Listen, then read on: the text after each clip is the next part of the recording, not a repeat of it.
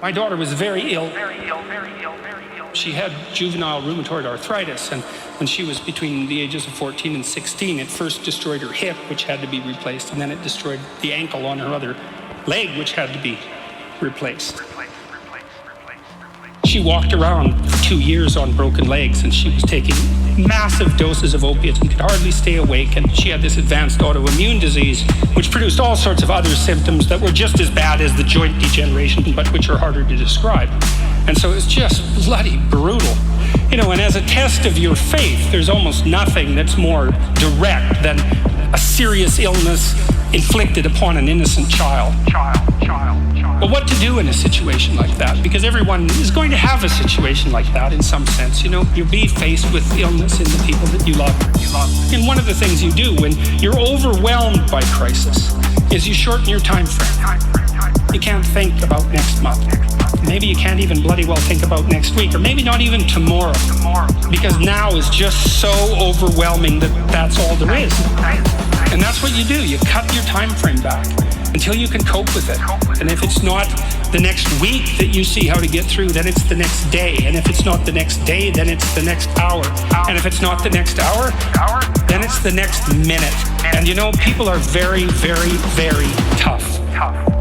And it turns out that if you face things, you can put up with a lot more than you think you can put up with, and you can do it without becoming corrupted. And she did recover because she figured out what was wrong with her and then took the necessary steps to fix it, which is nothing short of a bloody miracle. You have to be alert when you're suffering. You have to be alert to the beauty in life, the unexpected beauty in life. There's this cat that lives across the street from us called Ginger. Cats really aren't domesticated, technically speaking. They're still wild animals, but they kind of like people. God only knows why, but they do, you know. And so Ginger will come wandering over and let you pet her. You know, you have to look for that little bit of sparkling crystal in the darkness when things are bad. You have to look and see where things are still beautiful.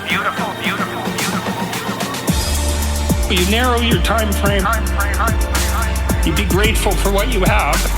That can get you through some very dark times, and maybe even successfully if you're lucky. But even if unsuccessfully, then maybe it's only tragic and not absolute hell. You can do that, you know, in the worst situation. You can make it only tragic and not hell. There's nothing worse at a deathbed than to see the people there fighting.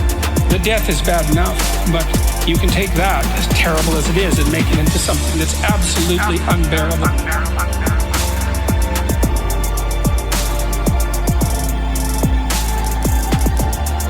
And maybe I think, and this is sort of what I closed the book with, if we didn't all attempt to make terrible things even worse than they are, then maybe we could tolerate the terrible things that we have to put up with in order to exist. And maybe we could make the world into a better place, you know? And it's what we should be doing and what we could be doing because we don't have anything better to do. And that's what the book is about. And that's the end of 12 Rules for Life.